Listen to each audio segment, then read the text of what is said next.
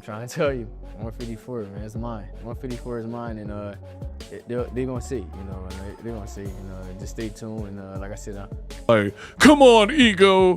What does that have to do with boxing? I've been doing this for quite some time. I know what I'm talking about. Don't need to question me. My track record speaks for itself. I am the best in the business, and it's not even getting these types of looks.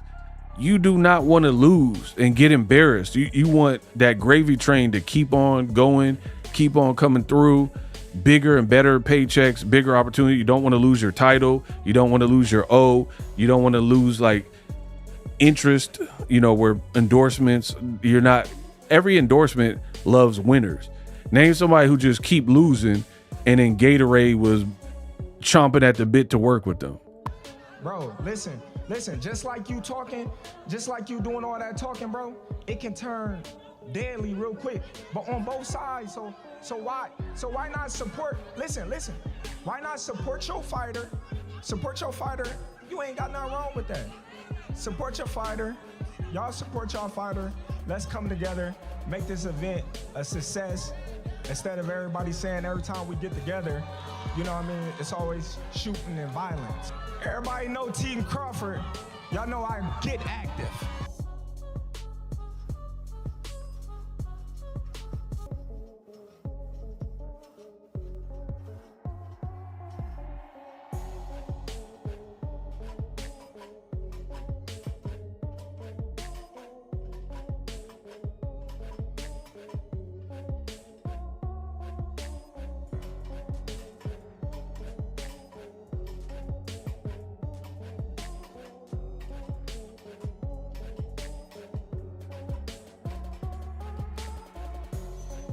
I think, you know, he's going to go out there and do whatever he wants. Terence Crawford's reaction here shows clear doubt as he looks at Jaron Ennis' bulked-up physique with a cautious eye. It is not just admiration, it feels like analysis. In elite boxing, extra size can mean power or problems, and Crawford seems unsure if this new strength will actually translate inside the ring. Wish him the best, and I think he's going to shock a lot of people who come Saturday. Are you getting sick of people keep asking if you're coming back or not yet? That's the part of the boxing.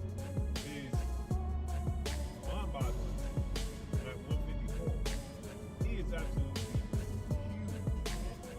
Y'all see this picture? To be honest, if he's the boogeyman, I'm John Wick. It doesn't matter, you know? So at the end of the day, it is what it is. I'm not, he's just another dude just like me. He's gonna bleed just like I'm gonna bleed. He's gonna feel pain just like I'm gonna feel pain. It's fair game. He breathes oxygen just like I breathe oxygen. Jaron boots. Ennis is speaking with pure authority here, making it clear that confidence alone will not change the reality of the division. He is drawing a line in the sand, claiming full control of the weight class.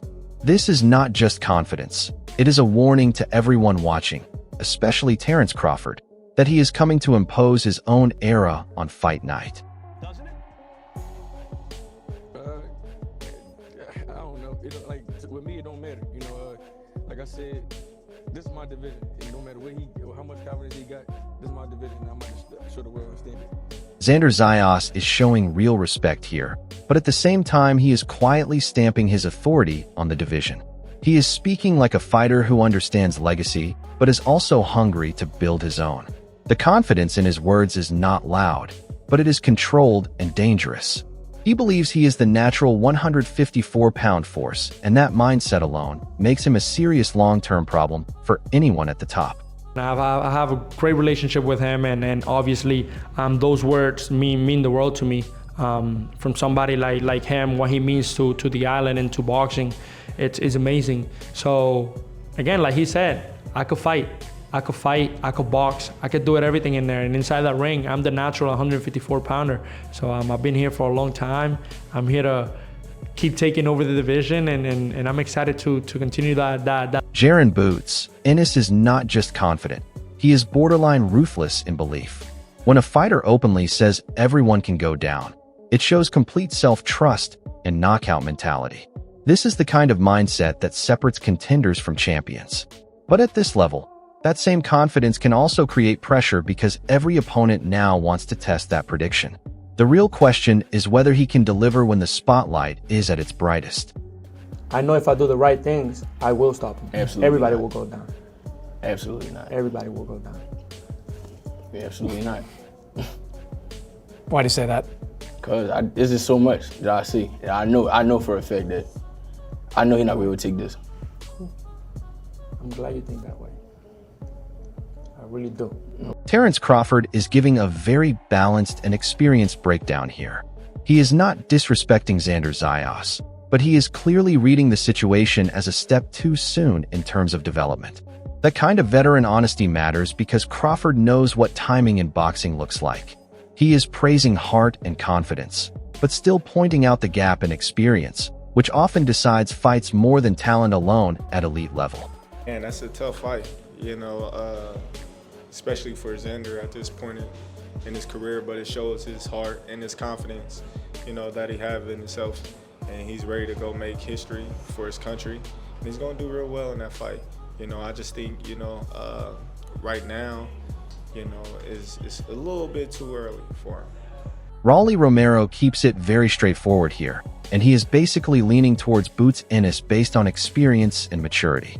He is not overcomplicating the breakdown, just highlighting the natural gap between youth and ring IQ at higher levels. In fights like this, experience often becomes the silent weapon. Even when skills are close, the fighter with more rounds usually finds a way to control the rhythm when it matters most. It's hard to really go against Boots because on that one with specifically Xander, you know, I feel Xander's still young, you know? Boots is a lot older and has a lot more experience. Greg Hackett is building this up as a classic style versus youth clash. Xander Zayas is being described as strong, energetic, and durable, which immediately signals a real test for Boots Ennis. What makes this interesting is the respect for both fighters' physical and mental toughness. This is not a mismatch on paper. It is a real evaluation fight where power, pressure, and composure will all be tested under elite conditions. What I love about this fight is Xander is big, young, strong, skillful, and he not afraid.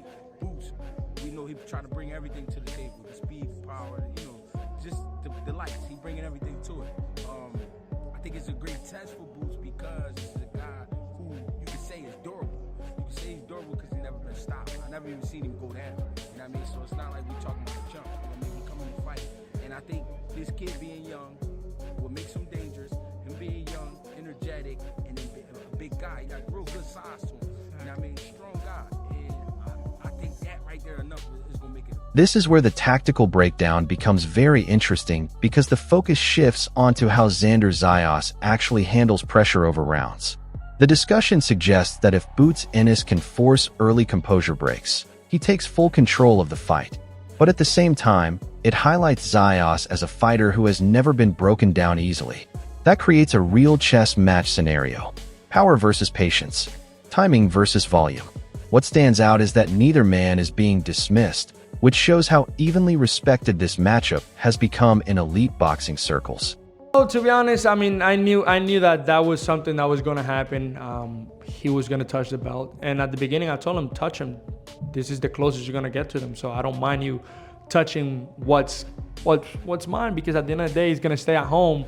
But then at the end, he just started rubbing. I'm like, all right, bro, like, we're good. Like, you don't have to keep touching him. And he touched him again, so I dropped him. I'm like, all right, this is the last time. What's up?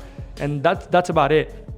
Eddie Hearn brings a very realistic promoter's view here, and he is not hiding the key concern, which is experience under deep-water rounds.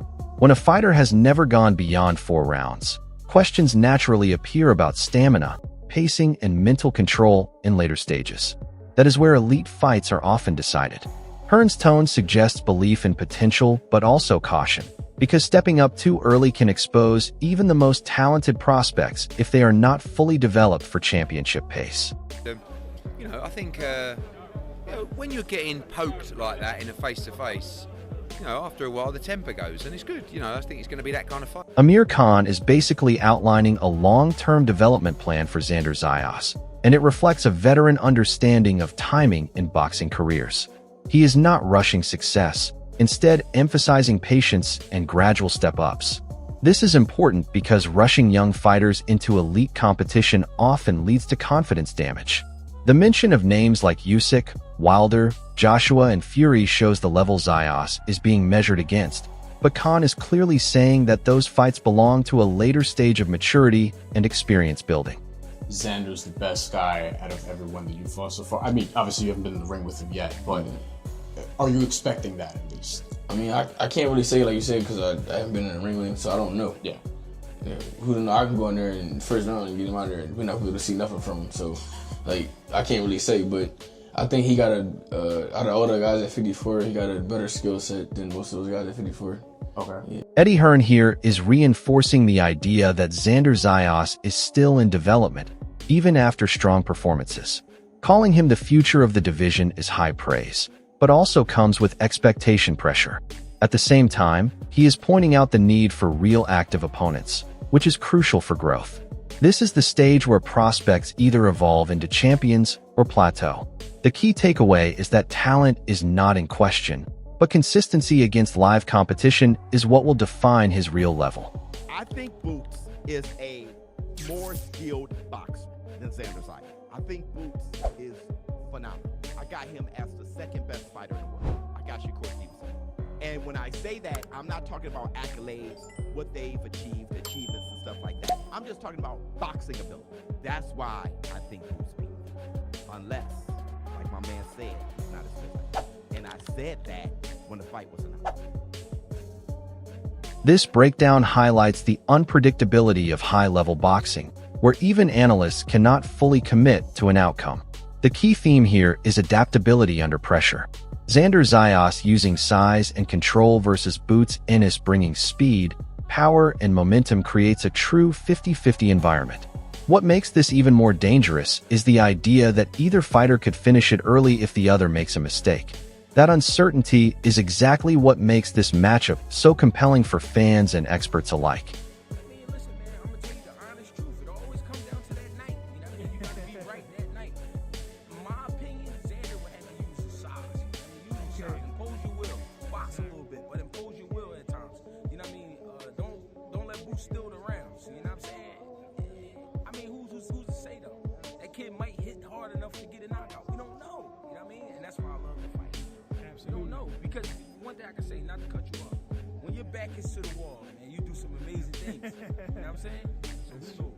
Xander Zayas is showing a very mature approach to weight management and career development here, and it reflects how seriously he is treating this stage of his rise.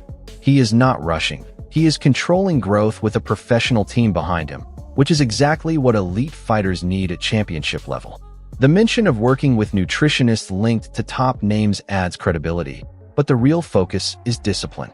In modern boxing, physical development can decide whether a fighter peaks early or becomes a long-term force. Well, if they don't lose weight, then they gotta move up because that's the whole point of fighting at 154. You gotta make a little bit of weight. I'm growing, I'm getting better, I'm getting bigger. We keep controlling it. I have a great nutritionist team that work with me. The ones that work with Terence Crawford, Stevenson, so they know what they're doing. And I believe in them throughout my whole career. Roy Jones Jr. is giving a very honest and experienced comparison here. And when a legend talks about skill depth, it carries real weight. He is not doubting talent, but he is questioning whether Xander Zayas is fully at Boots Ennis level yet. The key message is that elite fighters are separated by their full toolbox, not just power or speed. Boots is being described as having a deeper skill set, which means this is more about experience, adaptability, and ring IQ at the highest level. Xander is a good fighter, but I don't know if he's on Boots level yet. What's the best advice you could give him? If he's Xander? If he's setting into it. Just keep trying to advance, keep learning your craft, keep studying your craft, keep working on your repertoire, because having a deep repertoire is what's going to take you to get like Boots, because Boots has a great repertoire. Oscar de la Hoya is breaking this down like a promoter and a former champion at the same time, balancing respect with realism. He acknowledges the talent on both sides, but still slightly leans towards Boots Ennis due to his current form and momentum. What stands out is the frustration around matchmaking and stalled careers, which is a common issue in boxing right now. The division feels stacked, but political and promotional delays often prevent the biggest fights from happening at the right time.